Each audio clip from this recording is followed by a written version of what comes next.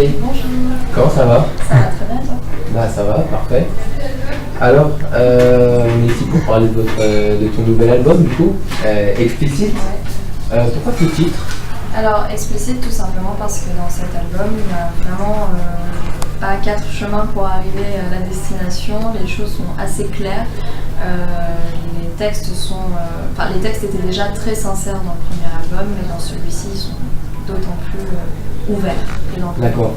Toi, donc du coup, tes textes que tu écris toi-même, ce sont des textes inspirés de faits qui se sont passés dans ta vie. C'est ma vie, voilà, c'est vraiment des événements marquants. Après, il m'arrive parfois de vernir un petit peu des événements et de les transformer en une chanson, parce que dire les choses parfois de manière comme ça, c'est désagréable à entendre. Donc, mais bien sûr, ils viennent tous d'un événement dans ma vie qui m'a marqué. D'accord, ok. Et donc, dans ton dernier single, On My World, désolé pour l'anglais, parle de rupture, de reconstruction après celle-ci. Était inspirée de ton vécu? Alors oui, cette chanson a été inspirée de mon vécu. Après, voilà, donc la chanson, clairement, elle parle de moi avec un garçon qui m'aurait trompé avec une fille que je connais.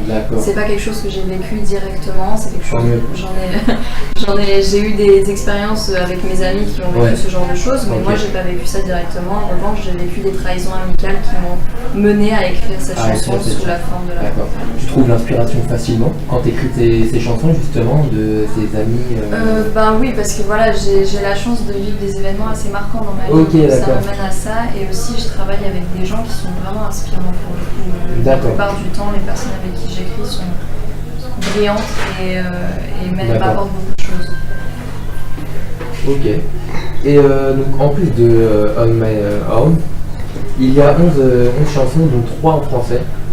Est-ce que les chansons en français sont faites pour répondre aux critiques que tu as reçues sur les réseaux sociaux? Non, vraiment pas. J'ai fait du français parce que je le sentais, parce que j'avais vraiment envie de faire du français.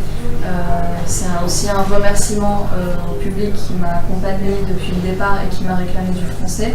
Et en revanche, voilà, je voulais pas le faire de manière... je voulais pas le faire à l'emporte-pièce n'importe comment, je voulais vraiment le faire bien.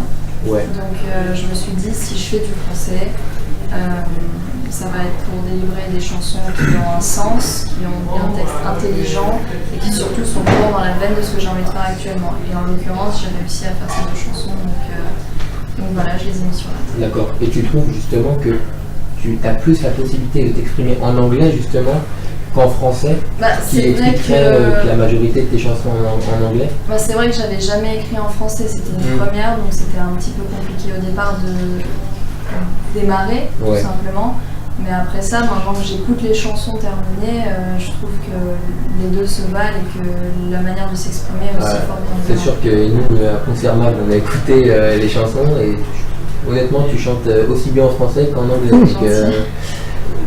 Donc autant faire en français aussi, mais tu exprimes très bien en anglais. D'ailleurs, tu es bilingue, enfin ce que je veux dire c'est que tu as des parents anglais. Non, mes parents sont pas anglais, j'ai appris l'anglais parce que j'adore la langue et je m'intéressais beaucoup à cet univers. J'ai toujours écouté de la musique anglo-saxonne. Et surtout j'ai rencontré mon producteur qui lui n'est pas francophone de naissance, il est anglophone. Et c'est pour ça d'ailleurs qu'on s'est dit qu'on allait faire un album en anglais la première fois. J'ai bossé avec des anglo-saxons tout le long du processus, donc du coup ça a fini par montrer. Bien. Et du coup dans les 3 chansons en français, on retrouve Vol, une collaboration avec Céline Dion. C'est plutôt la reprise de Céline Dion. Pardon. Pourquoi l'avoir intégrée dans cet album, vu que c'est une reprise? Vol, c'est une chanson de Céline Dion écrite par Jean-Jacques Goldman et brillamment écrite d'ailleurs, que j'interprète depuis environ mes 13 ans. Et je me suis toujours promis que si je chantais en français un jour, ce serait cette chanson que je ferais en premier. Et ça a été le cas, puisque lors d'un hommage à Grégory Le Marchal en janvier sur TF1, j'ai chanté cette chanson. Et c'était la première fois que je chantais en français de ma vie, et le public l'a tellement bien accueilli, de manière tellement positive, j'ai eu tellement de demandes, que je me suis dit que j'allais la mettre sur l'album. D'accord, ok. Et pourquoi pas l'avoir choisi comme première chanson pour Incroyable Talent? Ah, ça c'est une bonne question. Parce que j'avais juste envie de frapper avec quelque chose de plus énergétique. D'accord. Je me disais peut-être que ça passe ou ça casse ce genre de truc. D'accord, bah c'est aussi un bon choix, mais ça, franchement, je pense que ça aurait été aussi excellent. Après, à 13 ans, j'avais peut-être pas encore le recul nécessaire pour interpréter ça, c'est sûr. Et donc, sur un album, on a souvent une chanson qui nous marque le plus. Laquelle as-tu pris le plus de plaisir à chanter, écrire? Alors, c'est assez paradoxal parce qu'il y a une chanson sur l'album qui s'appelle Something, qui est la 7e. J'ai eu un peu de mal à l'écrire parce que justement, elle parle du vide que je ressentais à l'époque. D'accord. Et du coup, ça a mis un petit peu de temps pour l'écrire, ça a mis 5-6 jours. Contrairement aux autres qui s'écrivent en un après-midi ou 2 jours max. Donc voilà, c'était vraiment difficile, mais c'est ma préférée parce que je trouve que lyriquement, elle est vraiment très bien. D'accord, ok. Et donc, du coup, celui tu l'as encore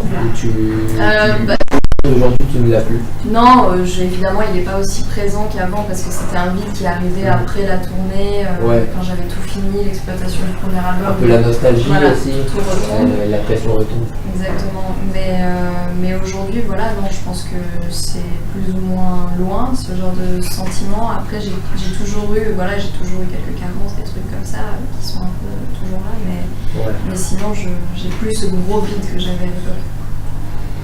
Et il y a quelques temps, je crois, chez Virgin Radio, tu parlais de chanter du R&B. Du R&B? Ouais, du R&B. C'est vrai? Ouais. On a dû me mener sur cette question alors. Tu as dit ça. Tu as dit ça. C'est vrai? Alors du coup, dans cet album, il n'y a pas de R&B. Non, il n'y a pas de R&B.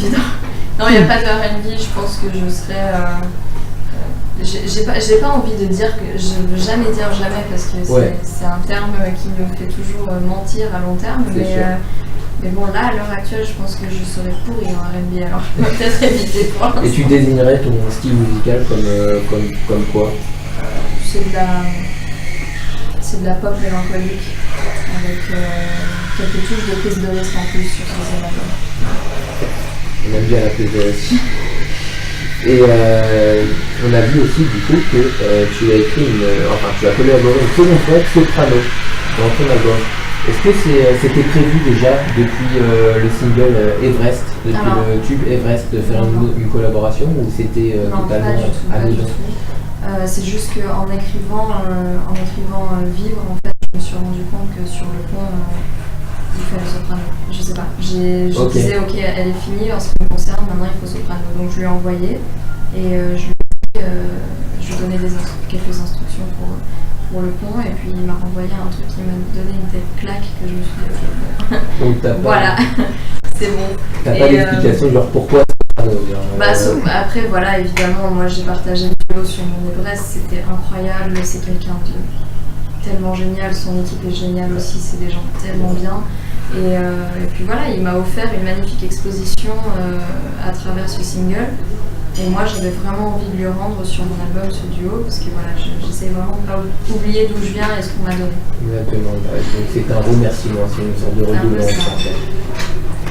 Et en plus de l'album, j'ai aussi lu dans un article, info ou un tox, que vous alliez faire une apparition sur le grand écran, sur le film de Max Boublil. Alors, écoute, ça fait déjà quelques temps, ça fait environ un an et demi.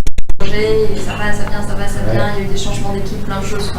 Voilà, c'est le genre de la routine du show business. Voilà, et c'est le genre de truc qui est un peu difficile à expliquer en général aux gens, mais voilà, il y a toujours des histoires en interne, des conflits, des changements, des trucs, des machins.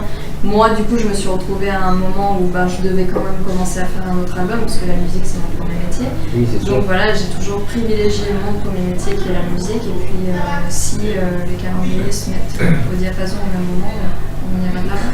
Et donc du coup, tu te verrais, toi, si on te proposait des projets cinématographiques, jouer dans les films? J'ai accepté celui-là.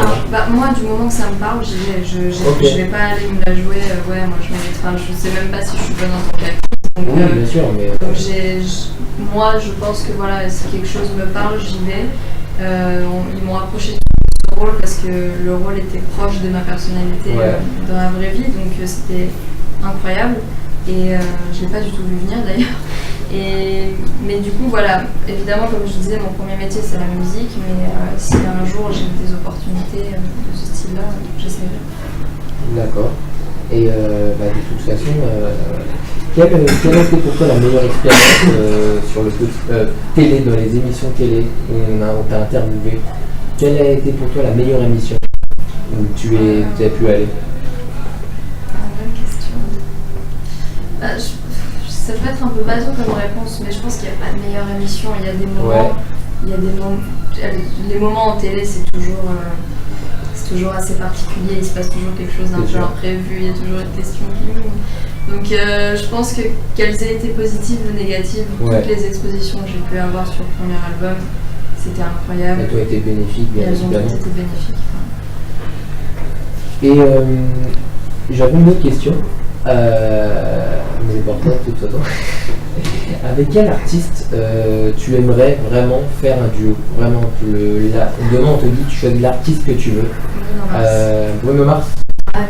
Pour moi c'est vraiment l'artiste quoi. Enfin, je suis une très grande fan de Prince. Et j'ai toujours évidemment pensé que personne ne l'égalerait. Je dis pas que Bruno Mars est encore à ce niveau-là parce que c'est un musicien exceptionnel, mais pour moi c'est le seul qui est dans cette lignée, voilà, qui est vraiment un artiste complet, qui chante, qui danse, qui écrit, qui compose, qui joue, puis voilà, il a le groove, il a le truc, il est marrant, il est cool, il est beau, voilà. Et tu trouves que dans ces textes, justement, ça se ressemble un peu avec les tiens? Ah non, vraiment aucun rapport, surtout que maintenant il est dans son monde de funk, ça n'a aucun rapport, mais voilà, là, tu me disais n'importe quel artiste, mais sinon, dans mon univers à moi, vraiment... Ouais, dans ton univers. Soprano, j'ai remarqué que vous parliez à peu près des mêmes choses, toi et lui. Oui, et puis au-delà de ça, les duos rap-pop, quand ils sont bien faits, c'est vraiment très beau. Funk-pop, c'est peut-être pas le même délire. Je sais pas, il faut essayer tout de toute façon. C'est vrai. Et du coup, vie professionnelle, très chargée, comment tu fais avec tes amis? Tu trouves le temps jamais pour tes amis? Voir tes amis, avoir des hobbies autres que le chant, bien entendu. Tu fais du sport, des choses comme ça? Écoute, j'essaye de faire des choses un peu à côté, mais pour être honnête, ce genre de métier, c'est vraiment...